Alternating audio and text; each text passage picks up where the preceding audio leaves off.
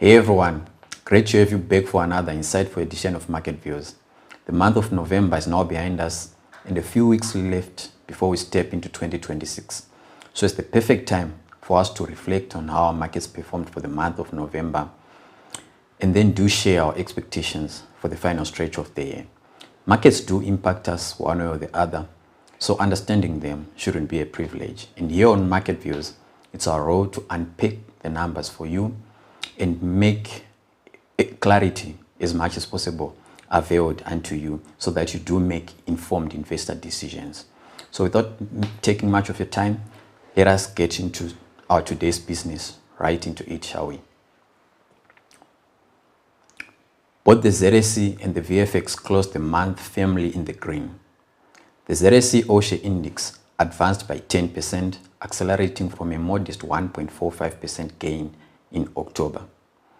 This month's performance was largely driven by strong movements in the top 10 index, followed by the top 15 and the medium cap indices.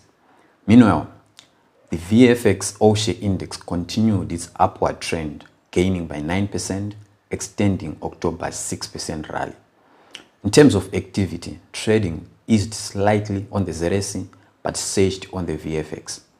ZSE turnover dipped by 4% to 391 million ZiG to 375 million ZiG from 391 million. VFX turnover jumped by 35%, rising from 6.8 million USD to 9.2 million. On the currency front, the interbank rate firmed by 0.74% for the month, even as the parallel market premium remained elevated above the rate of 30. Let's move to the highlights of the turnover. Delta once again dominated the activity on the ZSE, contributing 305 million ZiG from the total monthly turnover of 375 million ZiG, which we have alluded to. This is an equivalent of 81% of total turnover, with Econet trailing behind with 31 million ZiG, which is circa 8% of the total turnover for the month. For context purposes, last month, Delta also topped the board with 182 million, which was around 47% of turnover, followed by Econet at 98 million ZiG, which was also around 25% of the turnover. The key difference between the month of October and November is that the October's pie chart showed more balanced split between the two heavyweights, whereas November was heavily skewed towards Delta. Throughout all the 4 weeks of November, Delta consistently led the turnover rankings, with Econet trailing behind it.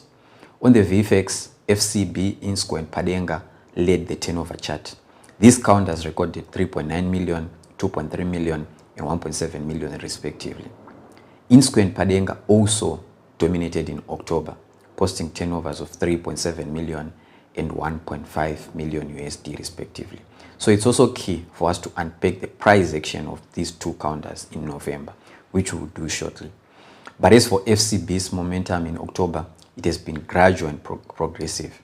FCB led turnover for 2 consecutive mid-month weeks and ranked the second in the most recent week ending 28 November.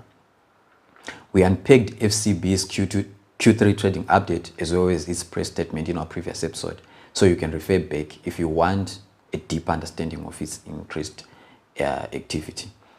Overall, Insco and Padenga have remained consistently liquid on the VFX for the month of October and November, just as Delta and Econet have been liquid on the ZSE. This is unsurprising because Insco is a quality blue chip counter with quite a strong investor demand, while Padenga has become increasingly attractive this year as a gold exposed counter amid strong gold prices. Let's look at the participation of the foreign investors. Foreign investor activity picked up on the VFX in November, while on the ZSE, foreign buys slowed but foreign sales increased. Here's the breakdown. On the ZSE, foreign purchases fell sharply from 11.6 million ZiG to 638,000 ZiG. Foreign sales rose from 174 million ZiG to 268 million ZiG. And on the VFX, foreign purchases surged from 6.7 thousand USD to 52,000, and foreign sales increased from 2.7 million to 3.3 million. So let's get a little bit deeper into it. Foreign participation remained strong on both exchanges during the first 2 weeks of November compared to the last 2 weeks. In that fortnight, Insco and FCB led the turnover board, right, while Deota dominated on the ZSE, clearly signaling heightened foreign activity in these counters in that particular period. Let's look at the winners and the losers for the month of November. On the ZSE, 20 counters closed the month in the green against COF in the red. Zerechel was the top performer.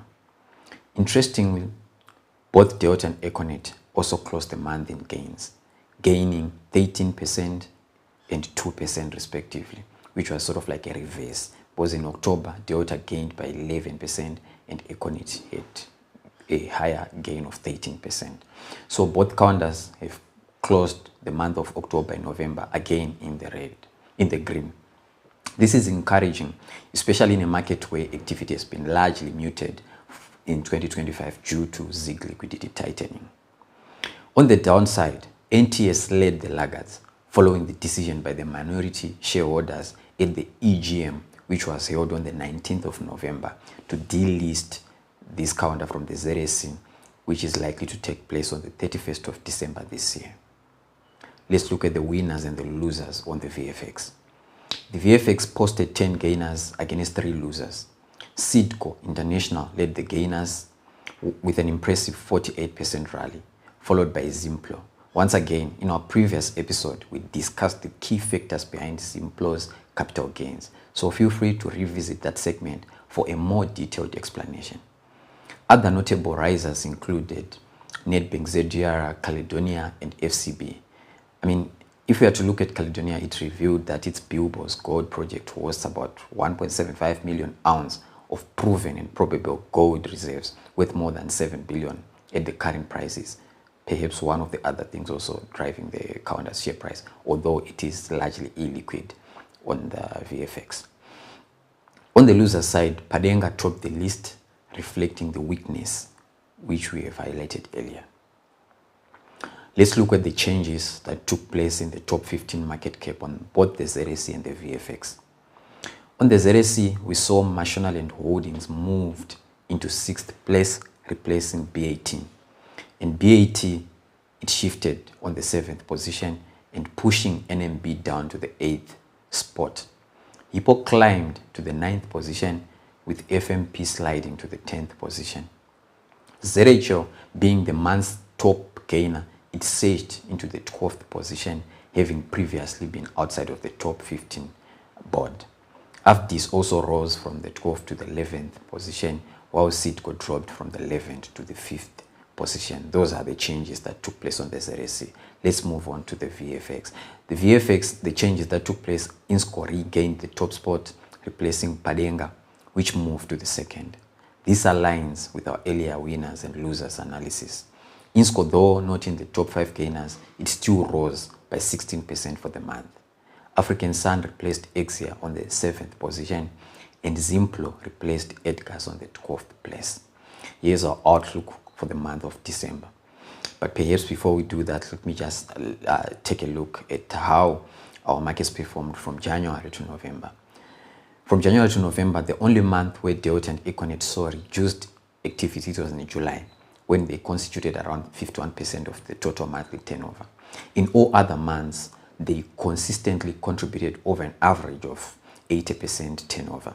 On the VFX, Insco, Padenga, Simbisa, and FCB have remained the most liquid counters month on month. So looking in December, we don't expect major shifts in the primary drivers of market activity.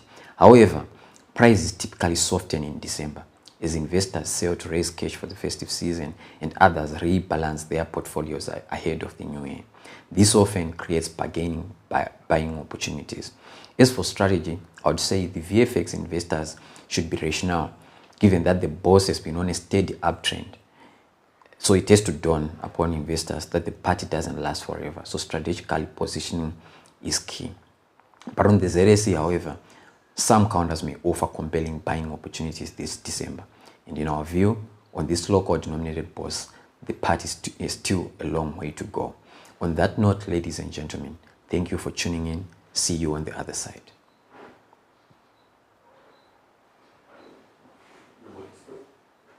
But on the other side,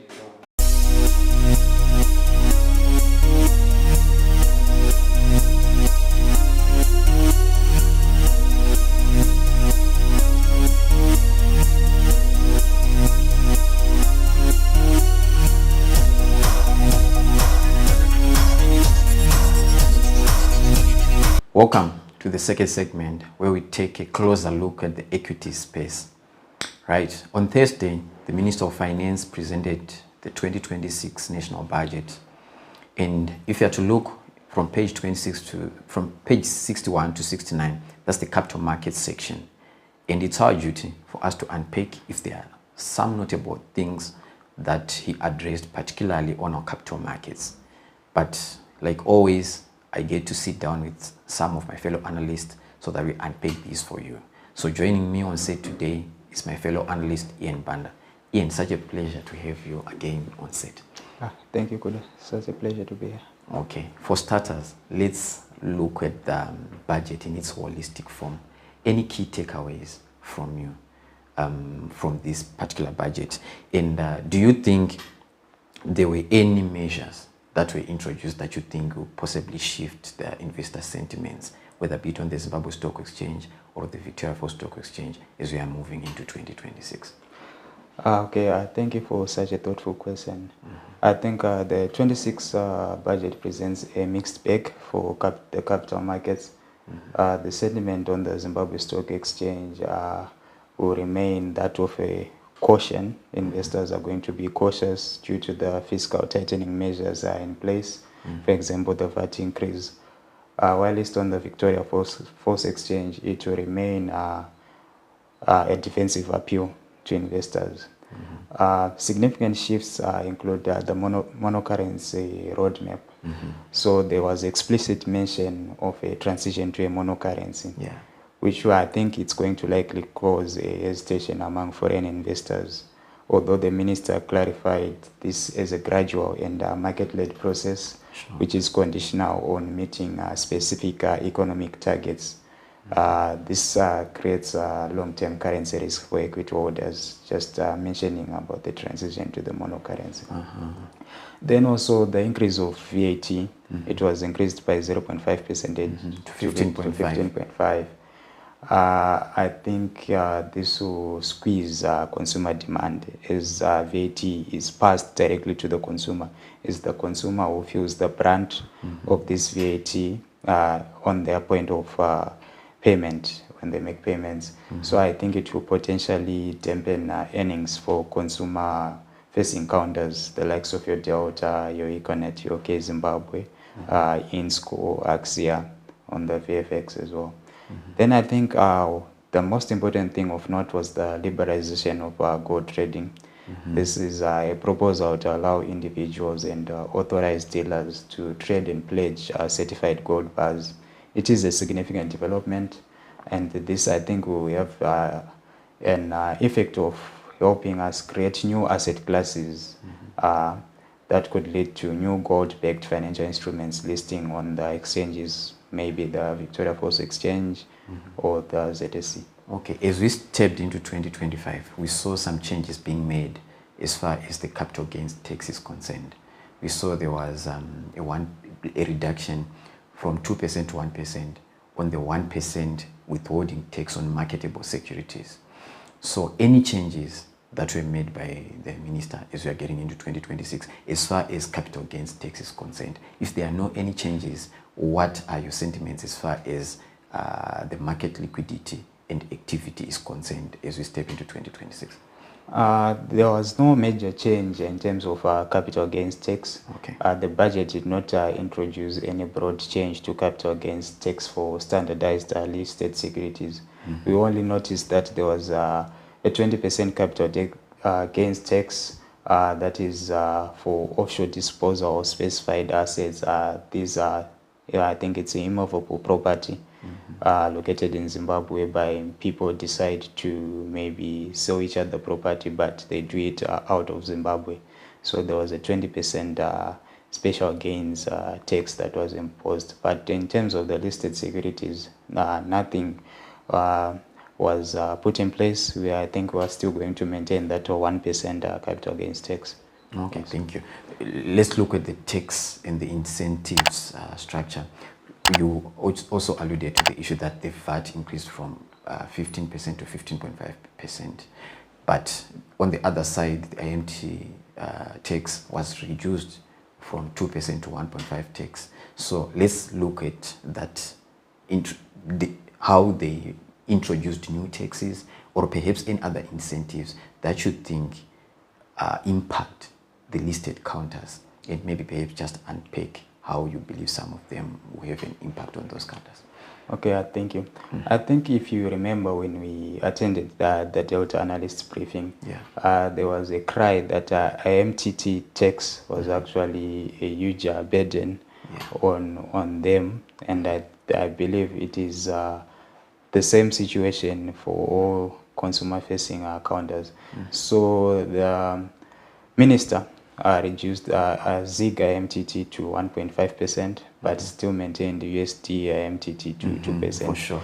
His reason is we want to increase usage of the ZiG.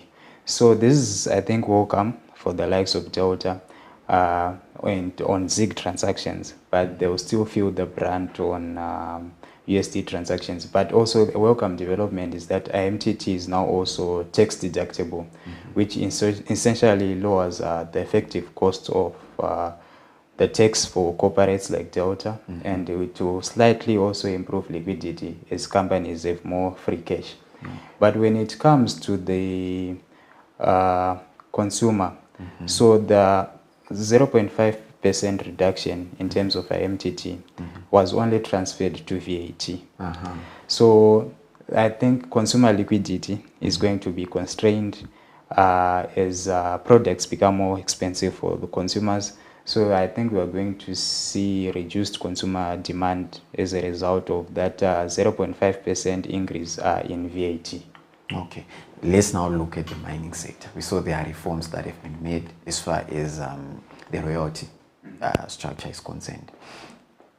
What do you think is likely going to take place, especially we're zeroing in on the equity space, the listed counters which are in the mining sector, as far as that structure is concerned? Why I'm saying so, it's because we saw that even the gold produced for the first 9 months, I think 24 tons out of 33 tons came from small scale miners, and there was a decline in large scale miners. And perhaps if you have to look at those listed gold producing companies, we may talk of Padenga and Caledonia. As for Riozim, we can see it's actually struggling on that corporate rescue. So how do you foresee this new royalty structure affecting the listed counters such as Padenga and Caledonia? Okay, the budget is notably very aggressive on the mining sector, and I think this will dampen investor confidence in resource counters, notably Padenga and Caledonia. We saw that the minister introduced a new tiered royalty regime for gold, which gets up to 10% when price goes above 2,000, which is the current ounce, framework. So this new tax or royalty captures the upside of the commodities boom for the fiscals, and not rather than the shareholder. So the shareholder is punished for the good performance of the bullish gold price. And for him, he said you are sharing the upside potential. Yes, to him, he is saying we are sharing the upside potential, but he did not take the risk. It's the shareholder and the company itself that took the risk, and they're supposed to enjoy, be rewarded for that risk. If the gold price is higher, the shareholder is supposed to be rewarded for that. Indeed. Then also we noticed that there was the removal of the 100% immediate deduction for capital expenditure, which is now aligned with asset life. This, I think, will significantly reduce free cash flow in the areas of mining projects, and this will hit the NPV of mining valuations for the financial analysts and all those who will be busy computing the value of mines. Now, from what the budget outlines as far as the financial sector reforms is concerned, do you think we are likely to foresee any new listings in the coming year, or what policy changes would you think would accelerate our capital markets deepening? Oh, okay, thank you, Kuda. I think the budget proposes allowing fund managers to register REITs on behalf of pooled pension funds.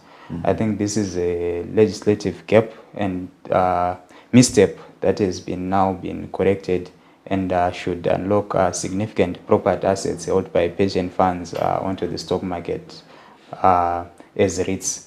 Also, the budget explicitly mentions the establishment of the Zimbabwe Entrepreneurship Exchange. I think this should drive new listings for smaller companies in 2026, as these smaller companies are not really equipped to be able to pay their largest listing fees on the normal booths. So establishing a dedicated booth will actually unlock funding for these SMEs. And also the liberalization of gold position and trading paves way for gold-backed ETFs or digital tokens to become mainstream regulated investment classes. Okay, now as we round it up, any notable things that you think were omitted or capital market players were anticipating or looking forward to? For instance, any incentives, maybe perhaps for the listing of SMEs, in your view? Do you have any things in particular that you need just to single out? For me, something that I was expecting, there was mention of privatizing some SOEs, state-owned enterprises, and there was not a concrete timeline for the privatization of those. I thought maybe we would have maybe tried to list some of them on our exchanges.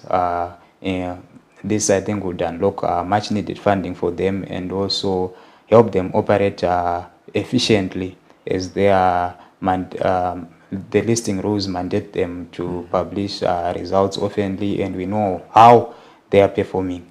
So I think that was a noted omission for me. Okay, fantastic. Ian, thank you so much for sharing your thoughts. Quite an interesting episode that I had with you. Viewers, share with us what you think. Do you have anything that is different from what we have been discussing here? Please do share your opinions. And for now, we just want to thank you for your time and for tuning in. That's all the time we had for today. So for myself and the crew behind the things, thank you so much. And we do wish you a fruitful week and enjoy the rest of December. For now, it's bye.